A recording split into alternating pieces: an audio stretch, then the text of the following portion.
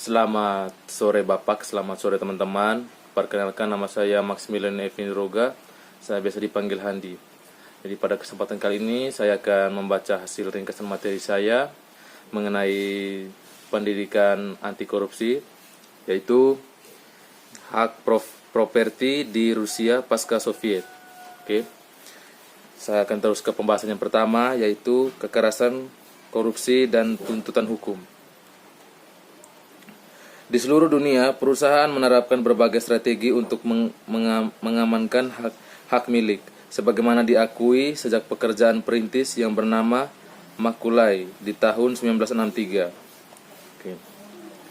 Banyak dari strategi ini tidak bergantung pada lembaga hukum formal. Perusahaan beralih ke litigasi atau penegakan hukum hanya sebagai pilihan terakhir. Lebih memilih alih-alih menyelesaikan konflik atas dasar hubungan pribadi dan norma informal. Tetapi, dalam kondisi tertentu, perusahaan menghindari legal formal institusi yang mendukung strategi yang lebih jahat atau strategi yang memanfaatkan kekerasan atau korupsi. Selama demam emas California di tahun 1848, seorang yang bernama Umbek di tahun 1981 menemukan bahwa kemampuan untuk menggunakan kekerasan adalah dasar untuk semua properti, hak, dan karena itu setiap penambang membawa setidaknya satu senjata.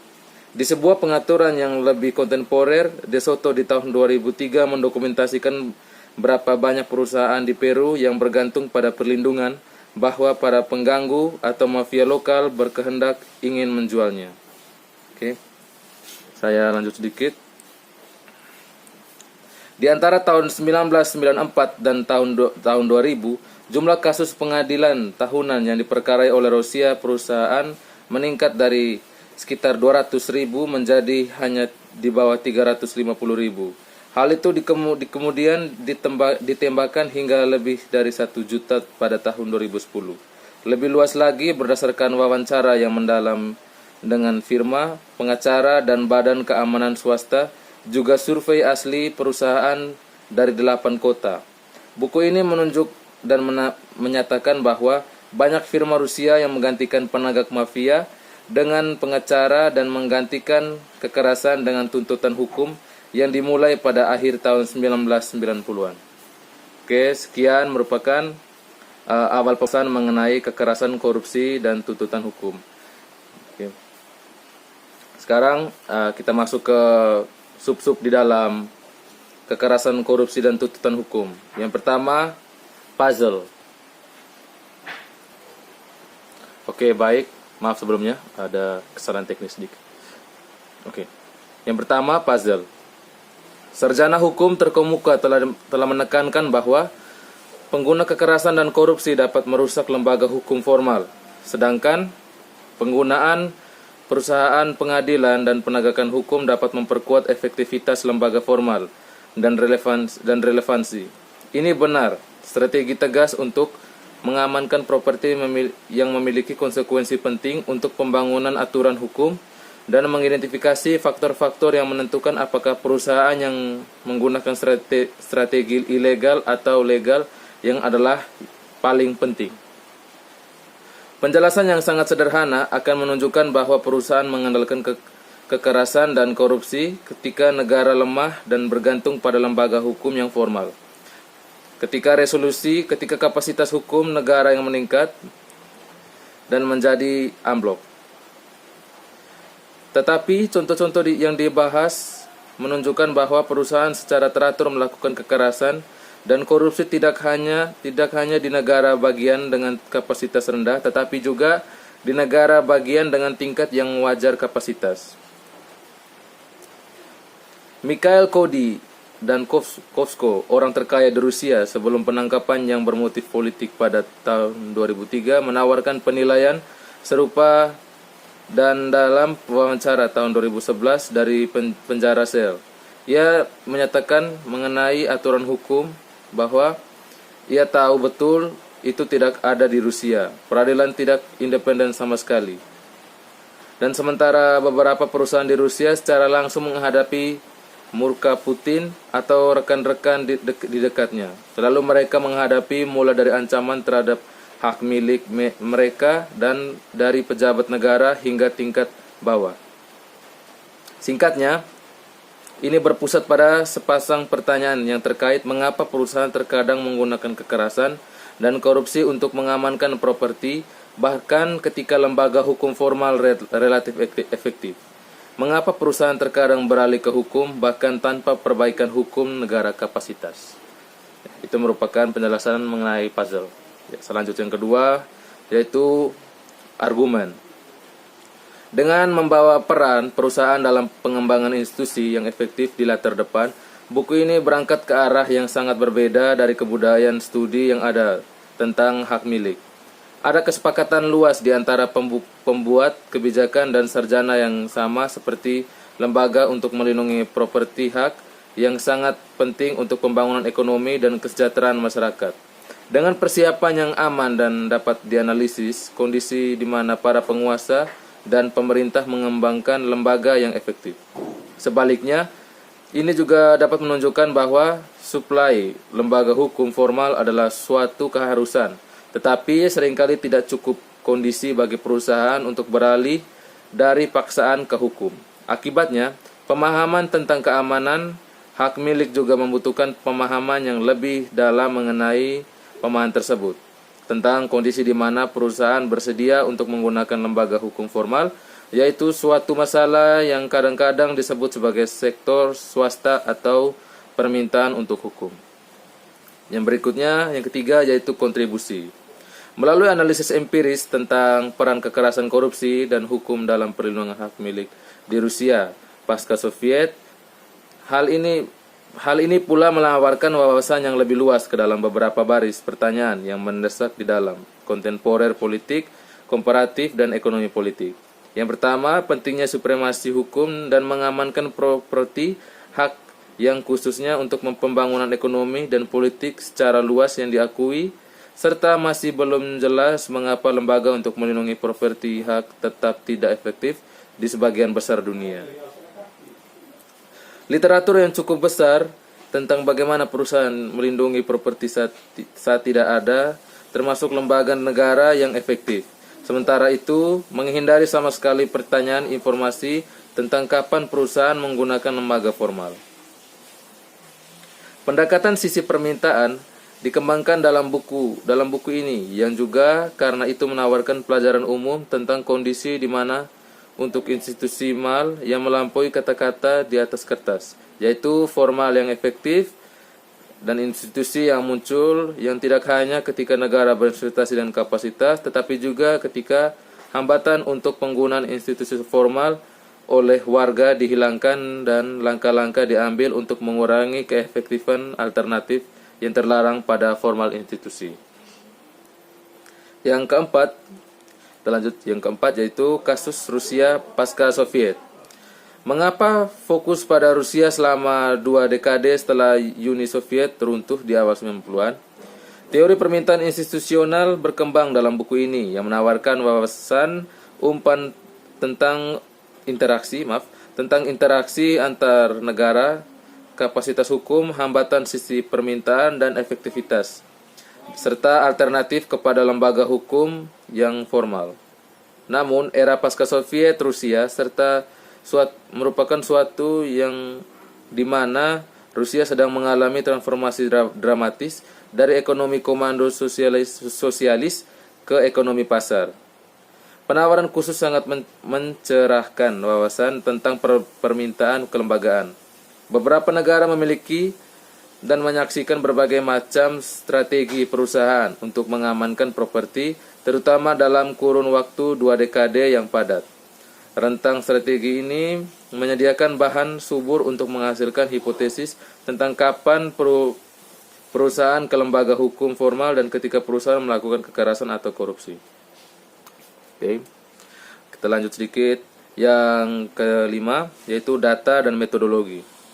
Buku ini menggunakan berbagai pendekatan metodologis, teori dan kerangka analisis yang disajikan dalam bab ini dapat diformalkan dalam format lampiran. Oke. Pada musim panas 2010, ia melakukan survei di Rusia pada perusahaan di 8 kota Moskow, yaitu Moskow, Santo Petersburg, Nizhny Novgorod, Ekaterinburg, Novosibirsk, Rostov-on-Don, Samara, dan Kazan. Ini terdiri dari 8 dari 10 kota terbesar di Rusia dan menyediakan jangkauan geografis dari barat laut Rusia, Petersburg, ke selatan Rusia, Rostov-on-Don, dan ke timur ke Siberia, Novosibirsk. Sampel dibagi kira-kira merata antara perusahaan industri dan jasa dan termasuk perusahaan dari berbagai ukuran, mulai dari 3 karyawan hingga 9.000 karyawan. Namun demikian, beberapa langkah telah diambil untuk memperbaiki kekhawatiran tentang sifat sensitif penelitian. Berikut teknik yang digunakan di dunia survei bank tentang korupsi. Wawancara dan pertanyaan survei yang diutarakan secara tidak langsung yang dirancang untuk memperoleh informasi tanpa persyaratan serta meminta responden untuk memberatkan diri mereka sendiri. Seperti, bisakah Anda memperkirakan seberapa sering sebuah perusahaan dalam bidang bisnis Anda membuat perlindungan pembayaran?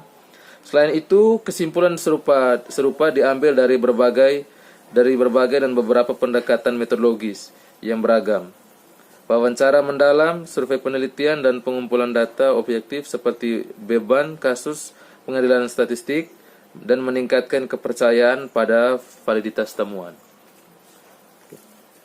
Yang keenam, garis besar buku. Sisa dari buku ini diatur sebagai berikut, yaitu strategi keamanan properti dan memberikan tipologi strategi yang digunakan perusahaan untuk memperoleh aset serta permintaan institusional dan kerangka analisis berdasarkan 3 variabel independen utama, yaitu kapasitas hukum negara, hambatan sisi permintaan, dan efektivitas strategi ilegal. Membahas perubahan level bahasa Rusia beserta kapasitas hukum negara ini menunjukkan bahwa kapasitas hukum negara setidaknya diterima oleh perusahaan yang belum cukup meningkat untuk menjelaskan evolusi strategi keamanan perusahaan properti. Melangkah mundur dan memasukkan analisis perspektif teoritis dan komparatif yang lebih luas ini dapat mengeksplorasi seberapa tegas strategi untuk mengamankan properti dan juga mempengaruhi perkembangan efektif lembaga negara dan supremasi hukum. Ini kemudian memeriksa implikasi dari analisis dan jalur menuju keamanan properti dan aturan hukum dengan membandingkan transisi dan pengalaman negara yang berkembang dengan pengalaman negara-negara barat. Oke, jadi sekian untuk pembahasan yang pertama. Sekarang kita lanjut ke pembahasan yang kedua, yaitu penawaran dan permintaan kelembagaan. Oke, kita mulai yang pertama, yaitu variabel terikat strategi keamanan properti. Yaitu hasil yang dicoba dijelaskan buku ini adalah apa yang disebut sebagai keamanan properti. Oke. Dalam masyarakat modern dapat diandalkan pada lembaga hukum formal untuk menegakkan hak milik yang adalah satu kemungkinan strategi untuk mengamankan properti. Tetapi seperti yang dibahas di bab sebelumnya, yaitu pengantar, perusahaan dalam masyarakat modern juga menggunakan kekerasan dan korupsi untuk dilindungi. Klaim properti tanpa mengacu pada hukum dan juga keamanan properti yang mengedepankan strategi baik untuk melindungi klaim properti yang juga termasuk dalam konsep yang lebih luas daripada hak milik.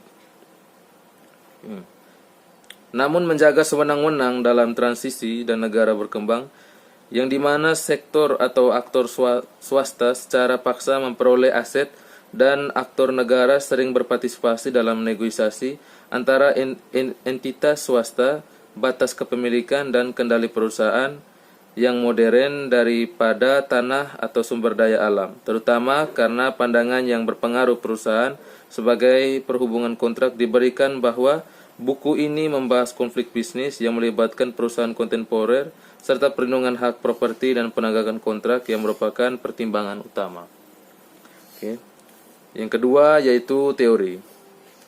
Kerangka analisis yang diperkenalkan di sini berpusat di sekitar 3 variabel utama, yaitu kapasitas hukum negara, hambatan sisi permintaan, dan efektivitas strategi ilegal.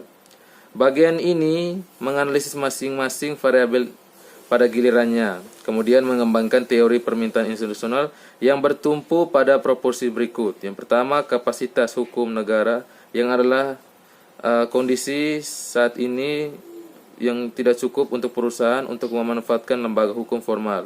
Yang kedua, peningkatan penggunaan lembaga hukum formal oleh perusahaan yang sering terjadi dengan tidak adanya kapasitas hukum negara yang meningkat.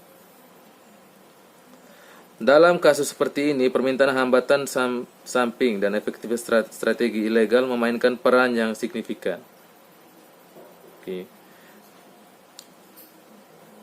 Lanjut yang ketiga, tentang pasukan dan permintaan kelembagaan di Rusia. Evolusi dalam strategi perusahaan Rusia untuk mengamankan properti dari waktu ke waktu merupakan variasi dalam strategi di berbagai jenis perusahaan, di mana memberikan bahan yang menjanjikan untuk mengembangkan hipotesis tentang fakta yang mendasari tuntunan kelembagaan. Kasus Rusia dengan jelas menggambarkan proporsi inti dari teori tersebut yang diperkenalkan atas. Pertama, kasus Rusia pasca Soviet yang menunjukkan caranya muncul kapasitas hukum negara yang tidak menjamin bahwa perusahaan akan menggunakan lembaga formal. Tak lama setelah runtuhnya Uni Soviet di akhir tahun 1991, pemerintah Rusia yang baru merdeka mendeklarasikan hak perusahaan untuk membeli, menjual, dan berdagang sesuka hati, yang mana selama hampir 70 tahun pemerintahan Soviet telah menjadi kejahatan. Di dalam rentang waktu yang kurang dari 4 tahun, negara Rusia mentransfer kira-kira 120.000 perusahaan hingga pemilik pribadi setelah dekade ekonomi komando Soviet. Dengan larangan ketat pada hampir semua bentuk kepemilikan pribadi, hak milik pribadi ditetapkan praktis dalam semalam. Namun, sepanjang tahun 1990-an, perusahaan Rusia secara rutin mengabaikan lembaga formal hukum untuk mengandalkan ketidakadanya hukum, tetapi pada kekerasan dan korupsi.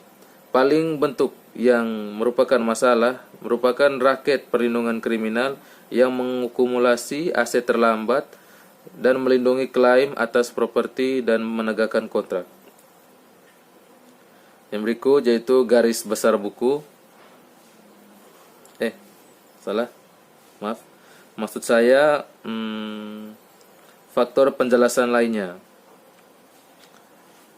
Banyak faktor yang mempengaruhi strategi keamanan properti perusahaan dan tidak ada kesalahan kerangka kerja yang dapat mencakup semuanya. Di sini ia membahas 3 tambahan faktor penjelasan dan memperjelas hubungan dengan analisis yang ditawarkan pada hal ini. Faktor tersebut adalah yang pertama, transformasi norma budaya, yang kedua, efek dari peningkatan kompleksitas dan pembangunan ekonomi, dan ketiga, peran strategis organisasi kriminal dan oligarki. Yang berikut yaitu yang kelima, ruang lingkup analisis. Sebelum beralih ke kasus Rusia pasca Soviet di bab selanjutnya, bagian terakhir dari bagian ini merupakan pembahasan 3 masalah yang berkaitan untuk ruang lingkup analisis buku, yaitu kisaran fokus empiris, yang kedua generalisasi teori, dan yang ketiga batas-batas antara eksogen dan variabel endogen dalam kerangka analisis. Analisis empiris dalam hal ini memeriksa variasi dari waktu ke waktu dan lintas perusahaan. Meskipun ia tidak mencurahkan perhatian yang luas pada daerah variasi, ia benar-benar menunjukkan bahwa tren yang didefinisikan dalam bab ini tidak terbatas pada 2 kota besar, yaitu Rusia, Moskow, dan Santo Petersburg. Permintaan kelembagaan tentu saja mempengaruhi penawaran kelembagaan. Apakah perusahaan menganggap lembaga formal atau hampir pasti tidak mempengaruhi efektivitas dan relevansi lembaga-lembaga ini. Memang ini sebagian mengapa pemahaman yang lebih baik tentang permintaan konstitusional itu sangat penting untuk dibahas. Yang pembahasan ketiga yaitu evolusi strategi perusahaan. Yang pertama, penurunan penyelenggaraan swasta. Dari dekade pasca komunis pertama, kejahatan terorganisir tetap menjadi penanda masalah penting, tetapi tidak lagi menjadi bagian tak terpisahkan dari bisnis sehari-hari, yaitu transaksi di Rusia. Ini malah terbatas pada kantor Transparency International di Moskow, yaitu pada wawancara penulis di tahun 2009 pada tanggal 12 Februari. Penggunaan badan keamanan swasta oleh perusahaan adalah properti penting yang lainnya sebagai strategi keamanan pada tahun 1990-an tersebut, yang mengandalkan paksaan swasta dan dikelola dengan mantan anggota penegak hukum dan organ keamanan nasional. Munculnya paksaan pribadi di dunia Rusia sangat erat terkait dengan penciptaan properti pribadi di Uni Soviet, yang adalah organisasi sosial ekonomi komando pertama dengan pengecualian milik pribadi. Semua properti adalah milik negara. Badan Perencana Negara bagian, yaitu Gosplan, mengalokasikan sumber administratif, tetapi tidak ada kaitannya dengan penawaran dan permintaan barang dan jasa. Sistem mulai stagnan pada akhir 1960-an, tetapi terus terhuyung-huyung masuk sebagian besar karena cadangan minyak yang sangat besar dan harga minyak yang terus naik tinggi. Ketika tahun 1985, Mikhail Gorbachev menjadi sekretaris jenderal, posisi terdepan hierarki kekuasaan Soviet yang mampu memprioritaskan kebangkitan ekonomi Soviet. Baik, jadi sekian hasil ringkasan materi yang saya buat. Saya ucapkan terima kasih.